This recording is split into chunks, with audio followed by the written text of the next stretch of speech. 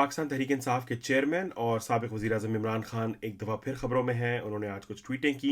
उसके अलावा अदालत में उनकी पेशी जो है वो मुख्तलिफ़ लोगों ने ज़राए के तवस्सुत से उसके बारे में ख़बरें लिखी, ट्वीट्स वगैरह लिखी। उसके अलावा नादरा के चेयरमैन ने इस्तीफ़ा दे दिया है। इसके साथ साथ पार्लियामेंट ने एक बिल पास किया है और कुछ और ख़बरें हैं जिनके ऊपर हम बात करना चाहेंगे।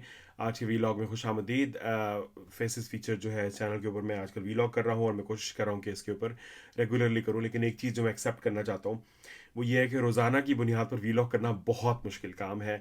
और ख़ास तौर पे जब आपको इन्वेस्टिगेट करना हो, जब आपको चीज़ वो कहनी हो जो जिसके साथ आप स्टैंड कर सकें, तो बहुत मुश्किल काम होता है। झूठ बोलना बहुत आसान है, आप बैठ के बस इधर उधर की फड़े मार दें और उसके साथ जो है वो लोगों को पेल दें, तो वो that is very easy. But it's very difficult कि आप खबर तो रोज़ाना की बुनियाद पर करना, आई डोंट नो लोग कैसे करते हैं, लेकिन एनीवेज सबसे पहले इमरान खान साहब के बारे में बात कर लें। इमरान खान साहब कुछ दिन पहले जॉइंट इन्वेस्टिगेशन टीम के सामने पेश हुए। उस जो पेशी है उसके बारे में मुख्तलिफ लोगों ने हर एक ने ये दावा किया कि उसको सोर्सेज ने बताया है। और यानी कि जो ज़ाहिर बात है, मैं भी जर्नलिस्ट हूँ और इस पेशे में बहुत अरसे से हूँ, तो ये सोर्स नॉर्मली जो होता है वो या तो ISPR होता है या वजारत इत्तलात की तरफ से आता है और ये सबको दिया जाता है और हर एक समझता है कि उसी को मिला है। तो हम वो वाली ट्वीट उठाते हैं जिसको इमरान खान ने को ट्वीट किया है। कामरान शाहिद साहब जो एक ज़माने में इमरान खान के बहुत बड़ा माउथ पीस होते थे, कामरान शाहिद जो हैं वो फ्रंट लाइन कामरान के साथ शो करते हैं एक चैनल के ऊपर। तो उन्होंने लिखा है कि JIT प्रोसीडिंग सवाल, क्या अपनी वीडियोज़ आप ऑन करते हैं, यानी कि जो वीडियोज़ उनको दिखाई गई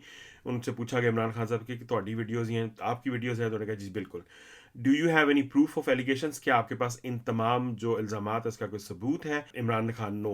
general Faisal Naseer directly threaten you, क्या जनरल फैसल नसीर जो कि DGI हैं, जिनका नाम डर्टी हैरी के तौर पे भी कहा जाता है, तो इमरान खान से पूछा गया कि क्या आपके पास कोई सबूत है कि उन्होंने डायरेक्टली थ्रेट किया, आपको धमकी दी? क्योंकि इमरान खान साहब कहते हैं कि उनको कत्ल की धमकी दी गई। इमरान खान साहब का जवाब था नहीं। तो फिर बताएं आपने क्यों उनके खिलाफ जो है वो इल्ज़ाम लगाए?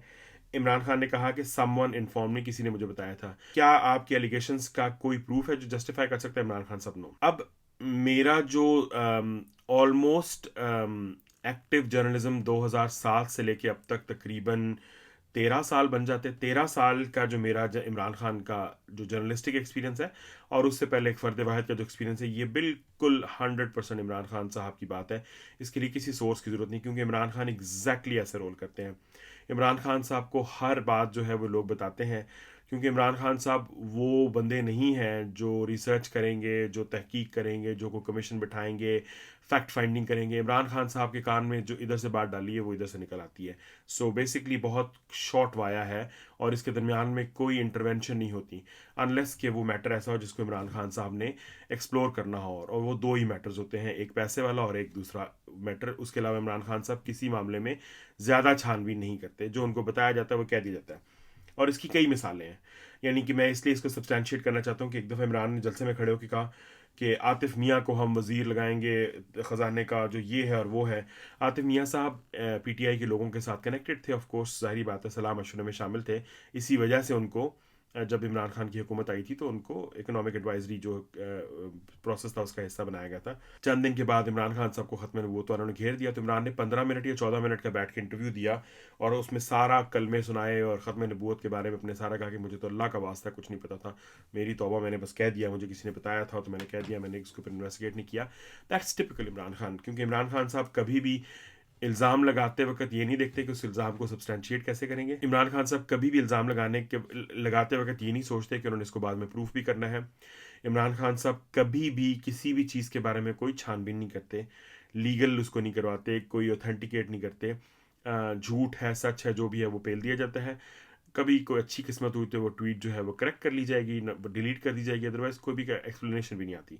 सो this is how Imran Khan rolls, और इसी तरह इमरान खान साहब को परवान चढ़ाया गया था। अब मसला ये है कि शाहों की निगाहें बदल गई हैं, तो इसलिए इमरान खान साहब जो हैं वो अब बेचारे हर चीज़, जो हर कदम है वो दुनिया के सामने आश्कार हो रहा है। वरना इमरान हमेशा से ऐसे था। पहले ही होता था कि इमरान की हर इस तरह की जो बोंगी होती थी, वो आसमा आसमा जहांगीर साहब फरमाया करती थी, फतवा बोंगे खान। तो इमरान खान साहब के जिस तरह के फतवे होते थे, उनको सपोर्ट करने के लिए, उनको प्रूव करने के लिए और उनकी हिमायत करने के लिए ट्रोल्स की एक फ़ौज थी और यूथियों की और फिफ्तियों की एक फ़ौज थी, और वो पूरा था। अब वो नहीं सेटअप है, तो अब आपको जो है वो बुनियादी तौर पे झूठ सच जो है वो लोगों को अब समझ आ रहा है। But Imran was always like that. تو इमरान साहब ने लिखा था, सबसे पहले तो जो कुछ वीडियोस मैंने कहा है उसमें सबकी तस्दीक करता हूँ, तो इमरान खान साहब ने फिर उसके ऊपर ट्वीट में खुद लिखा है।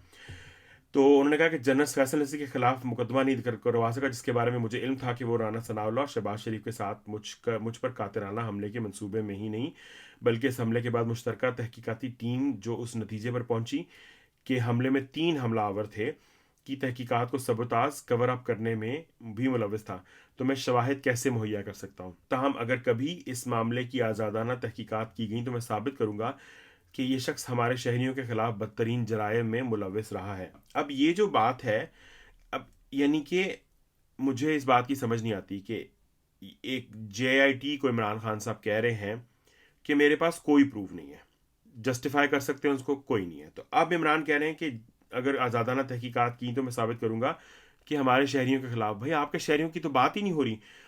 यानी मुझे समझ नहीं आती कि इमरान साहब या तो दुनिया को बुद्धू समझते हैं। आप बात कर रहे हैं अपनी ट्वीट के अंदर, बात हो रही है कि मुझ पर कातिलाना हमले के मंसूबे में ही नहीं, यानी कि उसमें मुलविस थे और 3 हमलावर थे। भाई शहरियों के खिलाफ बदतरीन जराइम की तो बात ही नहीं हो रही, इल्ज़ाम तो वो है ही नहीं। I mean that's a separate allegation. I don't know कि आपने वो इल्ज़ाम लगाया है नहीं लगाया, मुझे तो नहीं पता। लेकिन आपने जनरल सीर पे इल्ज़ाम लगाया है ऊपर और उससे पहले भी कि वो आपको कत्ल करवाना चाहते हैं। आप उसके ऊपर कह रहे हैं कि आज़ादाना तहकीकात होंगी तो मैं बताऊंगा कि शहरियों के खिलाफ। भाई अपनी बात करें, आप जो इल्ज़ाम आप पे उसकी बात करें। तो मुझे इस बात की, यानी कि ये एक टिपिकल क्लासिक इमरान खान है। और इमरान खान यानी कि आप अंधों में, यानी कि अंधेरे गुप अंधेरे के अंदर ये तहरीर आ जाए और ज़बानी को सुना दे तो मैं आंखें बंद करके कह दूंगा इमरान ने लिखी है, ये इमरान खान साहब की ट्वीट, ये बात इमरान ही ऐसी बात कर सकते हैं। अच्छा, फिर इमरान खान साहब ने फरमाया कि 9 मई को होने वाले जलाओ घेराव के जिम्मेदारों के तयन का एक सादा तरीन तरीका यह है कि हम अपने सामने एक कलीदी सवाल ये रखें कि उन पर तशद्दुद के वाक़यात का सबसे बढ़कर फ़ायदा पहुंचा किसे है। यकीनन ये तहरीक इंसाफ तो नहीं है। अब मसला यह है कि आप अब, यानी कि इमरान खान साहब जो हैं वो 13 जून को, 9 मई को, यानी कि तकरीबन महीना और ऊपर 4 दिन के बाद इमरान खान साहब अब एनालिसिस कर रहे हैं, जब उनके हाथ से तीर निकल चुका हुआ है। उस तीर ने जो पटाखे फोड़ने थे, जो जो चंद चढ़ाने थे, वो चढ़ा लिए हैं। अब इमरान खान साहब उसके ऊपर एनालाइज कर रहे हैं कि उसके बेनिफिशरी हम नहीं हैं। लेट्स अस्यूम कि जिन्होंने इमरान खान साहब को वो सुहाने ख्वाब दिखाए थे कि आप जाएंगे, गेस्ट हाउस के मेहमान रहेंगे और उसके बाद जब आएंगे तो दुनिया बदल चुकी होगी, इनकलाब आ चुका होगा और आपको अमीरुल मोमिनीन बना लिया जाएगा और आप अखीरुल मोमिनीन होंगे और वटेवर जो भी सारा कुछ बना लिया गया। अगर वो साबित हो जाता तो फिर आप ये किस तरह कहते कि उसके बेनिफिशियरी आप नहीं थे।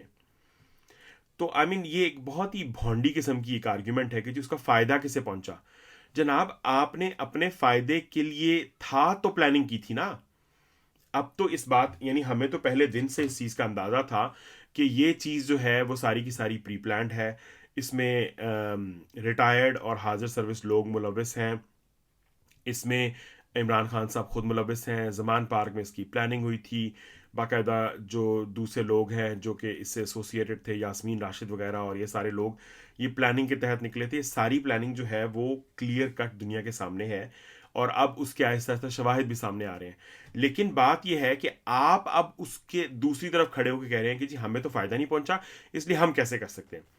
ये वही आर्ग्यूमेंट है जो हमेशा से पेश किया जाता है कि बेनज़ीर के मर्डर का फ़ायदा किसको हुआ। तो वो कहते हैं जी चूंकि जरदारी साहब के पास पीपल्स पार्टी आ गई इसलिए यकीनन जरदारी ने मरवाया होगा। अब ये ऐसा एक, यानी कि ऐसी लूज बॉल है क्रिकेट की टर्म में, मुझे क्रिकेट का कोई पता नहीं, लेकिन ये इतनी लूज बॉल है कि इमरान खान साहब ये ऐसी लूज बॉल करा सकते हैं। Let's say that. दूसरा अहम सवाल ये है कि इसका जवाब मंजर को बहुत हद तक वाज़े और शफाफ कर देगा।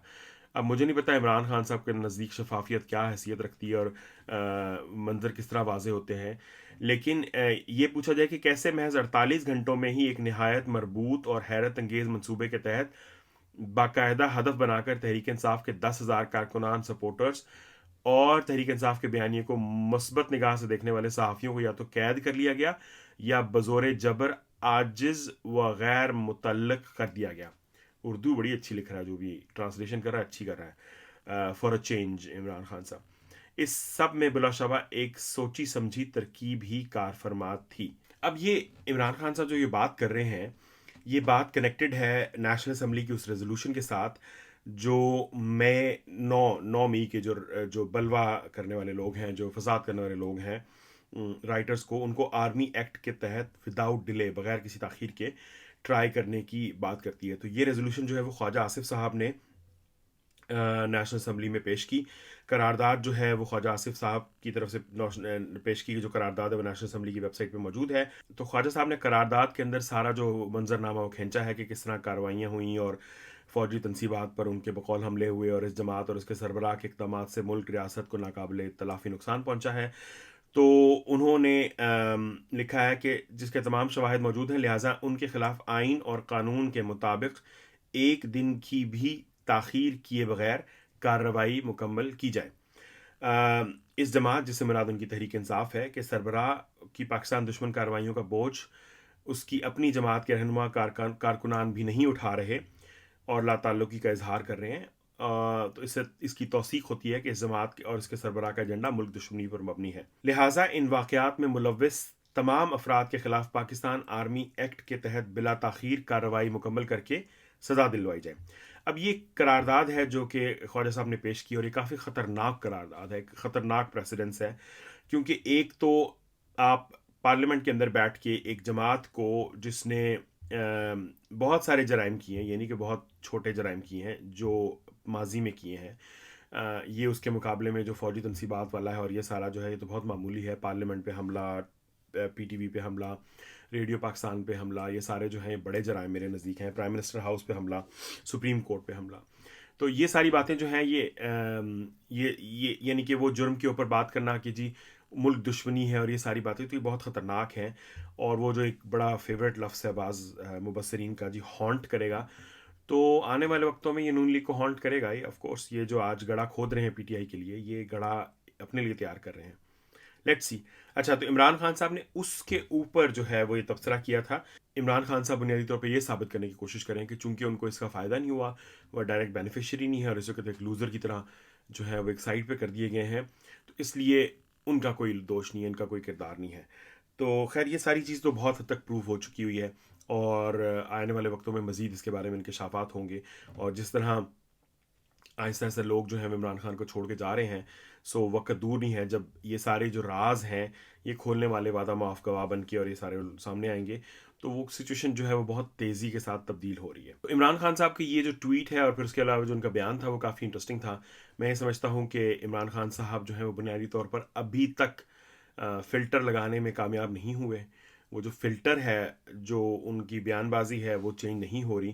عمران خان صاحب یہ تو کہہ رہے ہیں کہ وہ جس کو بھی ٹکٹ دے دیں گے وہ کامیاب ہو جائے گا, لیکن سوال یہ ہے کہ اس پرآشوب دور کے اندر کون ہوگا جو عمران خان صاحب کا تحریک انصاف کا ٹکٹ لے کے الیکشن لڑنا چاہے گا سوائے چند لوگوں کے.